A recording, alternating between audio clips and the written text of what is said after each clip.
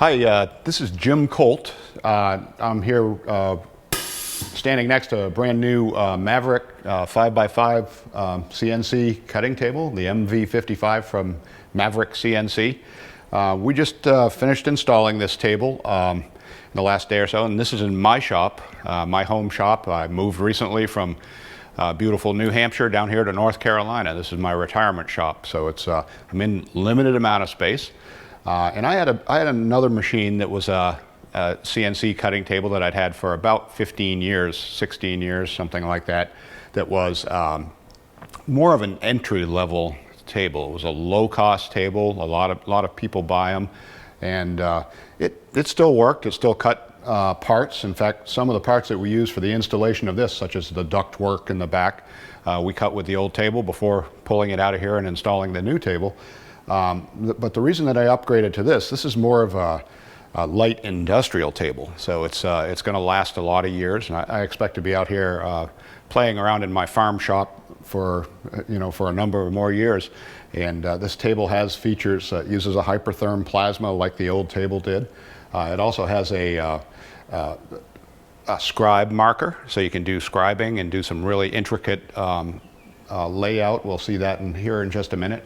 And has a laser marker, a laser pointer for locating where either the scribe or the plasma torch is going to cut. So it's very heavy-duty construction, and you kind of have a choice with this Maverick CNC table of whether you want fume control. That's a water table, and that means water is going to be filled into this table, and the water kind of cuts down on the smoke that you'll see rising from the plasma cutting process.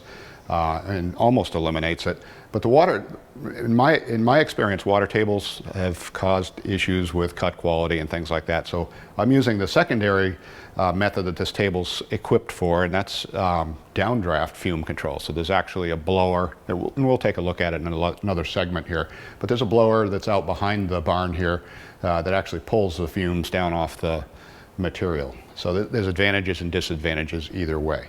But anyway, we've cut our first part just a little while ago here with this table to kind of test it out, and you can kind of see everything's working good. It's dialed in.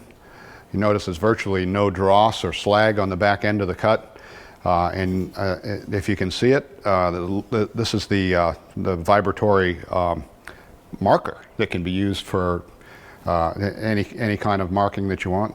So anyway, we're getting ready to, I'm kind of green with the software on this table. This has a really nice integrated software package that has CAD, CAM, and CNC softwares all combined into one package. So it's very easy once you get the CAD drawing down, as we have here. It's very easy to make this machine cut, and it's easy to teach. It's easy to learn the software, and it's easy to have everyone in your shop, if you have multiple people running the machine in your shop, very easy for them to learn and learn how to operate the machine. So we're going to look at some of the different systems here that are involved in plasma cutting operations, such as fume control, compressed air source, how to treat the air that comes to the plasma cutting system, the plasma cutting system itself, and let's take a look at those in further segments that we do.